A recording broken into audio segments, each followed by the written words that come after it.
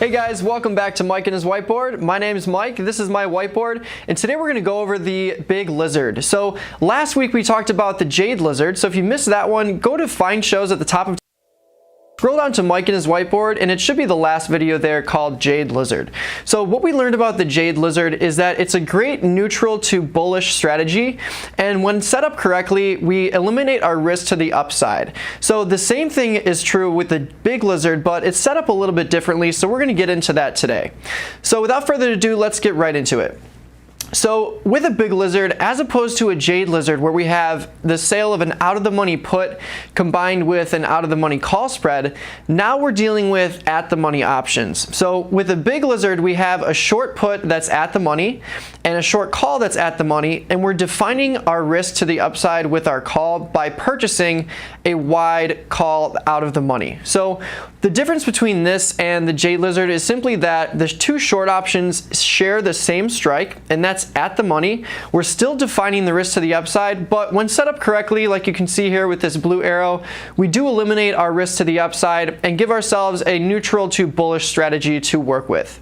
So let's break it down a little bit further below. So again, when we're talking about an at the money put, we're essentially selling a put for credit, and what this does is gives us a larger credit than what we might get selling an out of the money put, which is why you see this arrow extend all the way to the downside. So we're definitely going to get a larger credit when we're dealing with at the money options, because as we've learned before, at the money options have the most extrinsic value, which is really what we're looking for when selling at the money or out of the money options. So in addition to this at the money put, we also have essentially an at the money call spread. So when we lay this down here, we've got the at the money call spread, selling that call at the money, buying a call out of the money, and defining our risk, but this trade is also placed for a credit. So when we combine these two strategies together, we have the Big Lizard. So let's break it down a little bit further with an example here on the next slide. So when we're talking about the Big Lizard, we want to make sure that we're setting up the straddle first, and then we're defining our risk with the wide long call. So as opposed to the Jade Lizard where we might look for 70% of our total profit to be on the put side and 30% of our total profit or credit to be on the call spread, really what we're doing with the Big Lizard is setting up that straddle first and then defining our risk, but making sure that our total credit is still bigger than the width of the call spread. So this is a big change in terms of how we set this up, and it's going to help us going forward in creating this strategy just so that we're making sure that we're collecting the most credit as possible, which is really important for our break-even prices. So again, setting up the straddle first if I were to place this trade, then I'm going to look to define my risk with the wide long call, but while I'm doing that, I'm still going to make sure that my total credit is larger than the width of the call spread, just like the Jade Lizard. So let's break this down with numbers here on the next slide. So when we're talking about setting up the straddle first, what we basically want to do is sell the put and the call on the same strike and the same expiration. So in this example, we've got a 70 strike, and let's say the stock price is also trading right around 70. So we've got this at the money strike, and we're going to sell a put and the call together for a credit of $5.95.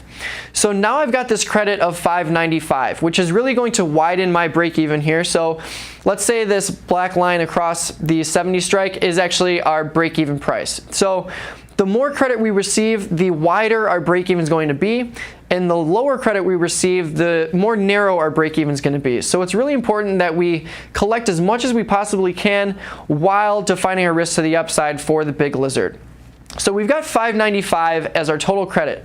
So now we're going to look at defining our risk with that long call. So I've got $5.95 here. I'm going to start looking at the 75 strike just because I know that purchasing this call is going to cost me something. I'm not sure what yet, but I know that since I've collected over $5 to the upside for the strike might be a good place to start. So I've got the 70 strike, I've got my naked put and call here. Now I'm going to define the risk with the call. So I look at the 75 call and I see that it's trading for 80 cents. So again, I've received $5.95 as a credit, but I have to spend 80 cents to define my risk to the upside. However, that still brings my total net credit to 515, and since that credit is larger than the width of the call spread, again, I've got the naked call, short call at 70, and the long call at 75, which brings my call spread to a width of 5 points. But I'm collecting more than that. I'm collecting 515, so therefore I have no risk to the upside with this trade. So this is how I would set it up when I'm looking at it, and that's what's really important to setting up the Big Lizard. Is it's going to be super important to make sure that whatever I'm doing, I'm absolutely collecting more credit than the width of the call spread, because that's what really eliminates my risk to the upside. Because again, when we were talking about the Jade Lizard, even if the stock price goes all the way up to 80 or 90, my short put's going to expire worthless and out of the money, but my call spread's going to be in the money. However, at expiration, I'll have to buy that back for $5 because it will have $5 of intrinsic value at expiration. So as long as I collect over $5, I'll break even or I'll make a little bit of profit. In this example, I would make 15 cents profit if the stock price was anywhere above 75 at expiration. So let's go to the next slide and we'll analyze this a little further. So we know what the Big Lizard is and we know what the Jade Lizard is. So let's break down some differences between the two and see what might be optimal in one account versus another. So when we're talking about Big Lizards and account size, I might look to place a Big Lizard in a medium to large account. So when we're talking about Big Lizards versus Jade Lizards, we usually look to place Big Lizards and underlyings above $75 and Jade Lizards and underlyings below $75. Now that's not a hard rule at all, but it's simply a guideline to use when we're looking for certain credits and certain ways for this to work as opposed to the other. So when we compare Big Lizard to Jade Lizard, a lot of times we'll place Big Lizards in medium to large account sizes and Jade Lizards in smaller to medium account sizes, just because the Big Lizard will likely have a larger buying power reduction when we're dealing with that naked straddle and then defining the risk, as opposed to out of the money options that are going to require maybe a lower buying power reduction. So when we go further, we're going to analyze this a little bit further, and it's still going to be the same. So when we're talking about Big Lizards versus Jade Lizards and underlying size, like we said before, Big Lizards medium to large and Jade Lizards small to medium.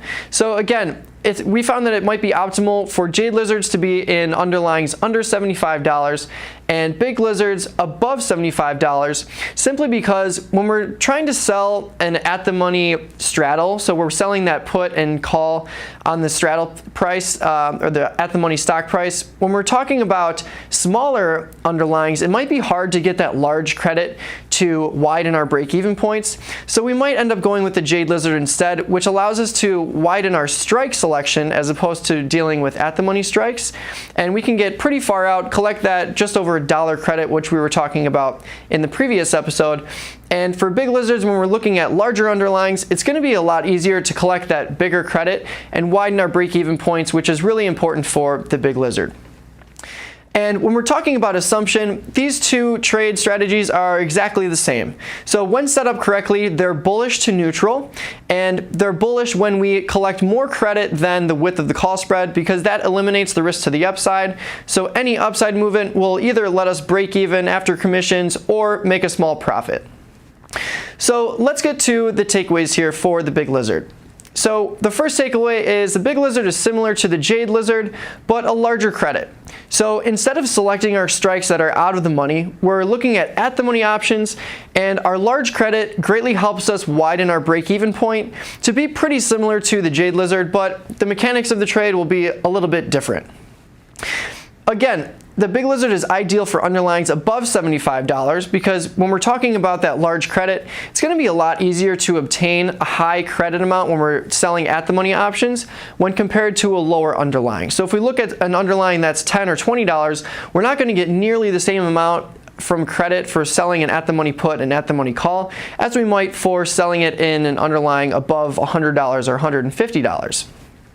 Our third takeaway is that we'll look to capture profits earlier. So when we're looking at Big Lizards and Jade Lizards, since Big Lizards hold their value closer to expiration, so we know that extrinsic value stays around the at-the-money price. So if the stock price doesn't really move, it'll be harder to capture the majority of that profit until we get closer to expiration, because at-the-money options hold their extrinsic value the most because they have the most extrinsic value. So as time decays and we get closer to expiration, the options that are still going to have the most value are going to be those at-the-money options. So when we're talking about big lizards, we might look to manage them earlier, maybe 25 or 30%, compared to a jade lizard where we have our wide strikes and we look to capture about 50% profit if we can. And last but not least, when we're setting up the big lizard, we're going to set up the straddle first, then define our risk based on the straddle credit. So this is going to be the easiest way when I'm looking at it to set up the trade, because I can set up that straddle, I can see what sort of credit I'm looking at, and then I'll look to define my risk to the upside and make sure that regardless of what strike I select, I'm going to look for a very liquid strike and make sure that my total credit is larger than that width of the call spread there. So this has been an explanation of the big lizard. Hopefully you've enjoyed it. Thanks so much for tuning in. If you've got any feedback or questions at all, shoot me an email at support@dough.com, or you can tweet us at DoughTrading, @DoughTraderMike, or @. Until tomorrow, thanks again and have a great night.